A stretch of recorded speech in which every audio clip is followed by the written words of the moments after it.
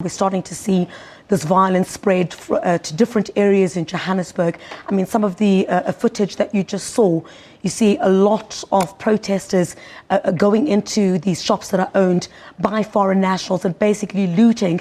And at one of these businesses, which is actually a panel beaters, 6 cars were torched overnight. And, you know, the streets are just strewn with remnants of tires that were torched last night, and several cars as well. Certainly police are in that area, but what remains to be seen is if they're going to be able to contain the situation there, because in full view of police, protesters continue to go on with the violence and are carrying pangas and intimidating many people. But, you know, I think what is, quite good coming out of this is that there are so many South Africans who are sitting on the sidelines of this in Jeppestown and are saying no to these xenophobic actions. They're standing on the side and calling on some of, the community members not to participate or continue with this violence, but certainly it is not helping. That was going to be my next question, Chriselda, as to how the locals actually feel in terms of these attacks. But what are the foreign nationals saying that about their attacks?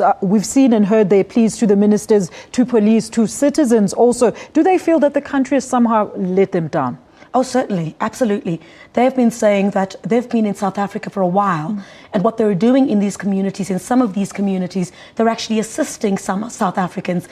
South Africans buy from these shops in the townships, in Jeppestown, in Primrose, in these areas where we saw this violence break out. So they're saying, if there is a problem, why don't they just go around the table and have discussions about what the problems are? If South Africans are dissatisfied with some of the things they're doing in the communities, not all foreign nationals are involved in crimes. Not all foreign nationals are involved in criminal activity. So those who are trying to make a decent living are pleading for government and other organizations to intervene, to call on South Africans to stop these actions. And they're saying they really believe it is unfair. Yes, there are accusations against some foreign nationals, criminal behavior, some of the things that we've been hearing. But those who are earning an honest living, they are saying, should be left alone. Chriselda, you also attended a press conference by the police there. Tell us more about that. Certainly, police certainly have their hands full from all the footage that you saw. It continues in Jeppestown. Police are saying that they do feel at this point that they have enough police deployed to all these areas. Gauteng police are saying that there isn't really cause for concern. What they're trying to do at this stage is to ensure that the violence does not spread. They're saying that the violence is actually taking place in 3 areas in Johannesburg at this stage, and they're basically deploying police to ensure that it doesn't spread. But so far, 18 people have been arrested. But what is of critical concern here, Alicia, is these SMSs.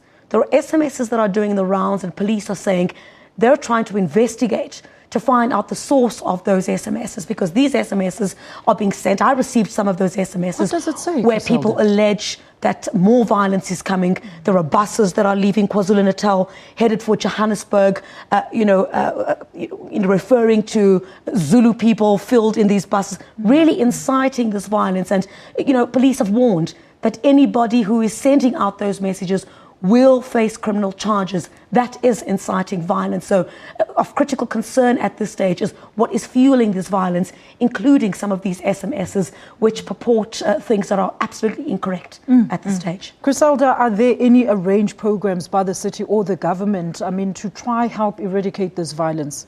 I tell you, every platform is being used at this stage, Alicia. Police are also saying, media, yourself, myself, on social networking sites. Let's do something. Get people to say no to xenophobia. Every possible avenue there is, to spread the word, that should be used.